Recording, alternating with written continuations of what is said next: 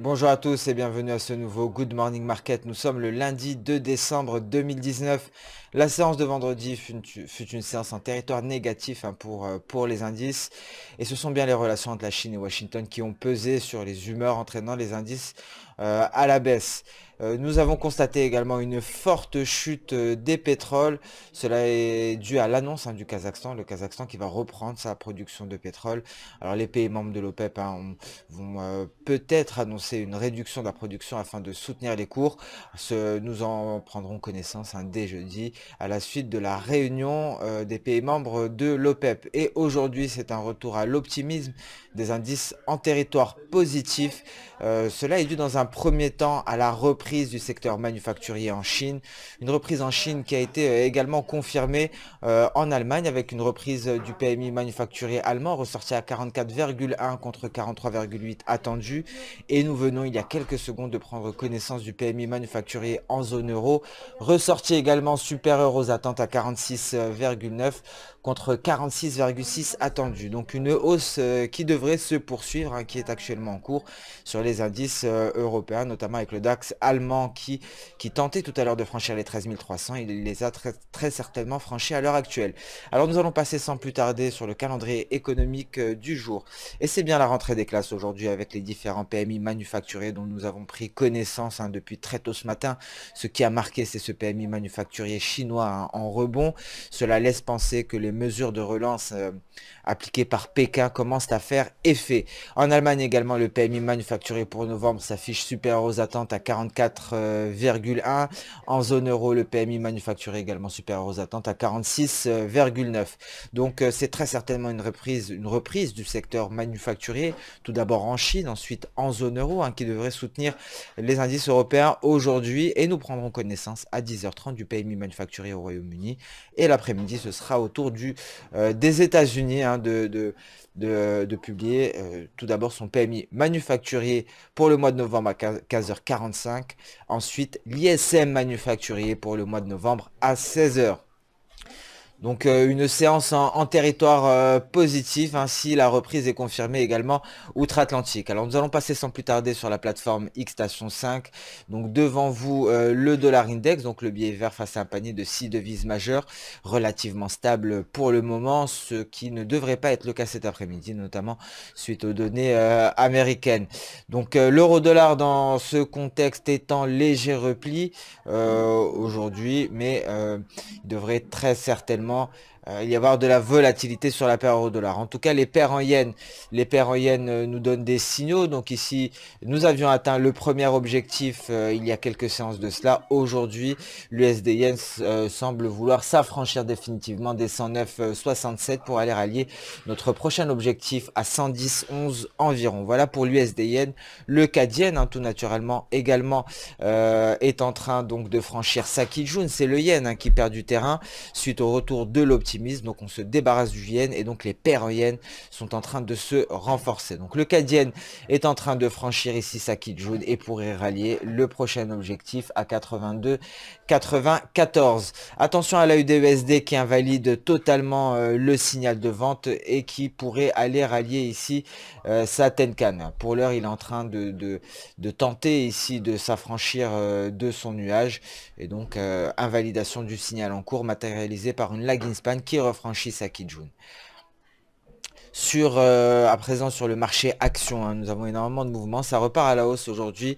Donc voici le DAX, le DAX à 13 320, donc un DAX qui s'est affranchi des 13 300, une progression haussière qui est confirmée par le PMI manufacturier en zone euro et qui pourrait se poursuivre cet après-midi si les données américaines sont satisfaisantes. Alors le CAC 40 également est confronté à une forte résistance ici et le franchissement de cette résistance serait un fort signal. Ce sont les 5936.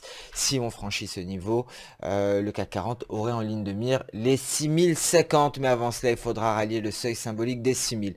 Donc une séance cruciale aujourd'hui pour le CAC 40 qui est actuellement confronté à une forte résistance et c'est bien notre objectif N qui sera testé en cours de séance. Et si on assiste à une clôture au-dessus de notre notre niveau N, on pourra aller chercher le niveau E lors du mois de décembre, donc les 6050 points en ligne de mire, ce qui permettrait entre-temps de valider le franchissement des 6000. Les indices américains sont attendus également sur des records aujourd'hui, suite à la reprise du secteur manufacturier un peu partout, en Chine, en Allemagne et donc en zone euro. Cela restera à confirmer aux États-Unis, mais pour l'heure, les indices américains pourraient marquer de nouveaux sommets.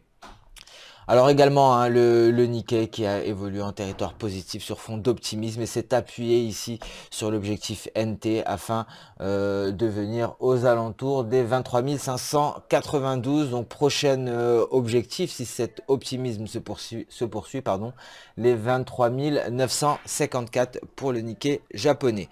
Nous allons passer à présent sur les matières premières, beaucoup de mouvements, notamment l'or qui se replie, le retour de l'optimisme oblige, c'est une valeur par refuge. Les investisseurs donc laissent de côté le métal précieux et se ruent vers les actifs risqués comme les actions, ce qui permet donc les impulsions haussières que nous avons pu constater sur les indices boursiers. L'or devra quant à lui s'affranchir des 1455 $, un niveau que l'or ne parvient pas à franchir à la baisse et cela pourrait très bien se produire aujourd'hui en début d'après-midi lorsque nous prendrons connaissance des données concernant le secteur manufacturier aux États-Unis et le pétrole. Donc ce fort repli du pétrole, un pétrole qui est allé chercher environ les 55,50 $. Donc aujourd'hui aux portes ici des 56,20 $, un niveau qui pourrait être franchi hein, pour aller chercher les 56,80 $. Il faudrait pour cela que l'OPEP confirme son intention de réduire la production de brut afin de soutenir les cours du pétrole. Dans ce cas-là, le WTI pourrait très probablement venir chercher les 57 $, soit sa SSB journalière. Alors le café également qui s'attaque ici à notre zone de résistance après avoir atteint notre objectif ici, après avoir marqué donc une vague impulsive 3-4 qui s'est bien rendue en direction de notre objectif V à 118,70 $. Si le café venait à franchir les 119,50 $, le prochain objectif serait aux alentours des 125,80 $. Donc c'est une zone très importante, une zone de résistance pour le café et nous attendrons donc une validation d'un franchissement de ce niveau afin de renforcer notre biais haussier en direction de notre prochain objectif N. Alors cela sera très certainement conditionné également par l'évolution de l'USD-BRL, l'USD-BRL qui avait marqué un nouveau sommet historique. Il s'est replié hein, pour aller chercher ici à nouveau ce support. Un support, c'était donc cette fameuse résistance hein, qui était restée infranchie jusqu'à présent. L'USD-BRL est venu donc chercher un support à ce niveau-là et avait progressé au niveau de sa Tenkan. Et donc le franchissement de cette zone pourrait dépendre hein, également de l'évolution de l'USD-BRL. À noter également le gaz naturel qui n'est pas parvenu à faire ici, à marquer un nouveau plus bas. Je vous rappelle que le précédent creux était ce point justement, le point A. Alors donc le gaz naturel est venu marquer un nouveau creux ici et ça représente le point C. Donc le point C qui reste supérieur au point A. Donc c'est une alerte, hein, une alerte d'achat. Si le gaz naturel franchit ici son nuage, cela renforcerait le biais haussier. Nous avons également une Tenkan hein, qui est passée en dessous de la Kijun.